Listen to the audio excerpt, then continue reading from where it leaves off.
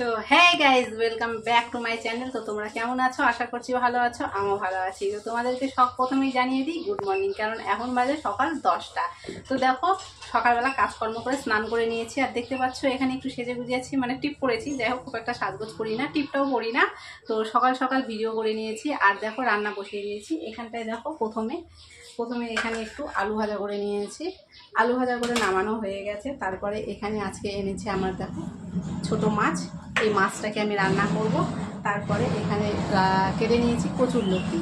তো এই কচুরলতিগুলো আমি রান্না করে নেব। তো প্রথমেই আমি একটু মশলা করে নেব। তো মশলাটা অনেক সময় মিক্সি জারে করি, তো আজকে মিক্সি জারে করবো না, আজকে করবো শিলনোড়াতে। তো চলো প্রথমে আগে মশলাটা করে নিই, তারপরে তোমাদের সাথে রান্নাটাকে হালকা শেয়ার করে নেব।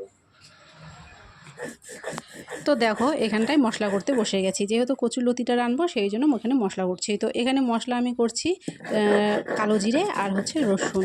লঙ্কাটা আমি বাটবো না, আমি রান্নার সময় লঙ্কার গুঁড়ো ব্যবহার করব, কারণ লঙ্কাটা বাটলে না হাতটা খুব জ্বালা করে, সেই জন্য লঙ্কাটা বাটবো না।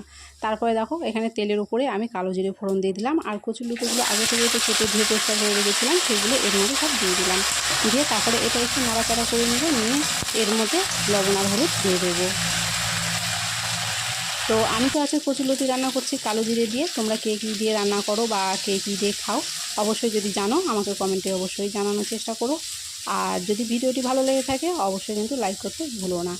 তো এইভাবেই কিন্তু কচুরলতিটাকে আমি রান্না করে নেব। তারপরে যে মশলাটা করলাম সেই মশলাটাকে এখানটায় দিয়ে আমি কষিয়ে দেখো খুব ভালো করে রান্না করে নিয়েছি। আর এরকম অবস্থায় কিন্তু আমার কচুরলতিটা রান্না হয়ে গেছে। এখন আমি নামিয়ে নেব। তারপরে নামানোর পরে কিছু কাজ ছিল, সেই কাজকর্মগুলো সব সেরে নিয়েছি। সেরে নেওয়ার পরে দুপুর হয়ে গেছে, খিদে পেয়ে গেছে, এখানে বসে পড়েছি ভাত নিয়ে।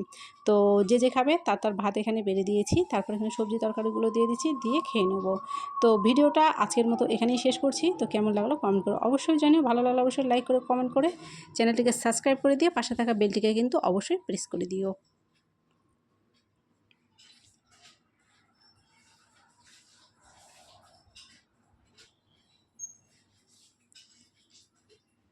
তো এখন আমি খেতে থাকি, বাই।